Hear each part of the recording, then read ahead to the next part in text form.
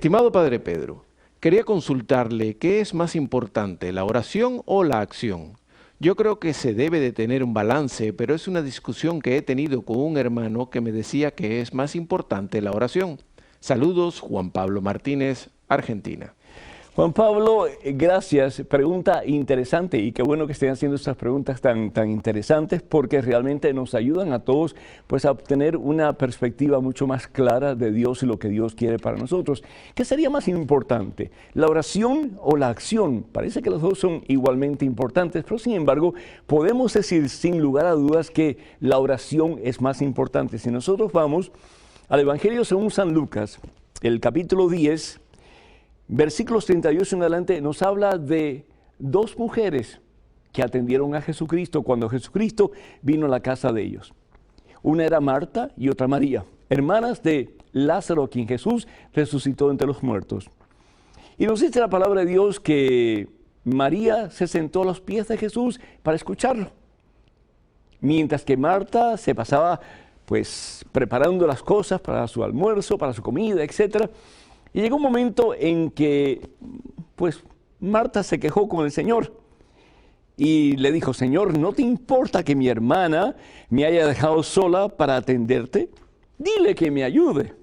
¿Y qué es lo que Jesús le dice? El Señor le respondió: Marta, Marta, tú andas preocupada y te pierdes de 1000 cosas. Una sola cosa es necesaria, es decir, estar a los pies de Jesús en oración. Y Marta ha elegido la mejor parte y nadie se la quitará. Palabra del Señor. Entonces, la oración es imperativa, es importantísima. ¿Por qué? Porque es a través de la oración que yo comienzo a tener una relación más íntima y estrecha con Jesucristo. Pero la oración me tiene que llevar a la acción. Es decir, la oración me tiene que llevar a ser más y más como Jesús. Si yo voy a estar a los pies de Cristo Jesús en oración, ¿es para qué? Para identificarme con Jesús y para que Jesús se pueda unir más y más a mí, de tal forma que pueda decir como San Pablo: es Cristo Jesús quien vive en mí. Jesús vive en mí de pies a cabeza. Jesús es quien me dirige, quien me guía. Él es el centro de mi vida, Él es mi todo. Puedo llegar a decir eso. Pero ¿cómo lo puedo llegar a decir? Solamente a través de la oración. Pero a medida que yo me uno a Jesús en la oración, a medida que yo permito que Jesús llene todo mi ser de su presencia, entonces, ¿qué es lo que tengo que hacer? Pues hacer lo que haría Jesús: servir a los demás, darse a los demás. Entonces ahí la acción que viene a ser la consecuencia de mis oraciones. Padre Pedro, me llamo Victoria. Soy la mayor de mis 3 hermanas y eso ha hecho que siempre sea la más fuerte, la que siempre las ha consolado. Hace algunos meses falleció mi papá y no se imagina el dolor que llevo por dentro, a tal punto que me duele el corazón. Y lo peor es que no lo demuestro o quiero admitirlo ante los demás, pues pienso que ellas esperan de mi fortaleza y que mi fe sea siempre sólida. No sé qué hacer, no sé cómo vivir mi dolor. Aconséjeme, por favor, Vicky. Vicky, te comprendo perfectamente, porque hace 3 meses murió mi madre y pasé por la misma experiencia que tú. Yo tenía que ser el fuerte, yo tenía que ser el hombre de fe, yo tenía que darle apoyo espiritual, moral, psicológico a mis hermanos, y por lo tanto yo no me daba licencia para llorar.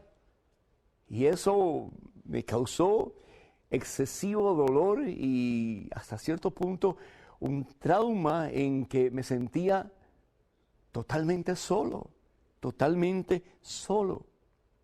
Hasta que en oración me di cuenta de que yo tenía que compartir con mis hermanos el dolor que llevaba por dentro. No que yo no crea en la resurrección, yo sí creo. Yo estoy convencido de que mi mamá, si no está en el cielo, ya está para entrar en la presencia de Dios.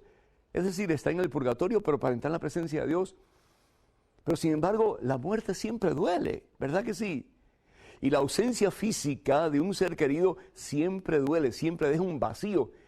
Tanto así que la palabra de Dios en el Evangelio según San Juan, capítulo 11, versículo 35 nos dice: Jesús lloró, Vicky. Jesús lloró. En su humanidad, Jesús llora. No como Dios, sino que como un ser humano, como tú y como yo. Jesús llora. ¿Y sabes qué cosa tan maravillosa? Jesús se da licencia para llorar delante de todo el mundo.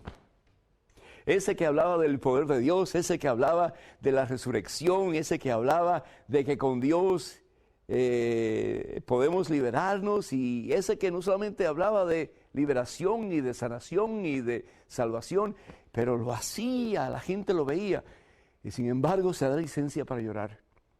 Ojalá que tú te des esa licencia, que tú te des esa oportunidad de llorar con tu familia, especialmente con tus hermanas, pero al mismo tiempo, al igual que Jesús, apuntar hacia la meta, que es la gloria de Dios.